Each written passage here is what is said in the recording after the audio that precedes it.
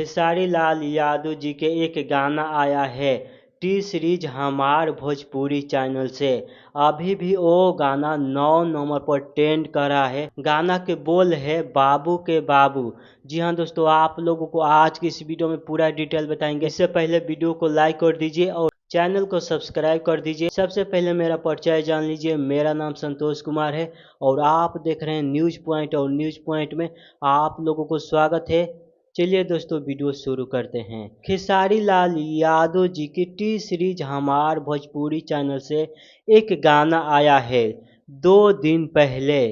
Social media पर धमाल मचा के रख दिया है और अभी भी गाना 9 नंबर पर ट्रेंडिंग में है। जी हाँ दोस्तों, आप लोगों को बता दें कि गाना के शब्द सुनेंगे और गाने की वीडियो देखेंगे तो आप लोग चौंक जाएंगे। गाना के शब्द है बाबू के बाबू। जी हाँ, वीडियो में काम की है निशा पांडे जी खेसारी लाल यादव के साथ। जबरदस्त गानों में काम की है। आप लोगों को बता दें कि और गाने के राइटर है रॉकी राज पांडे।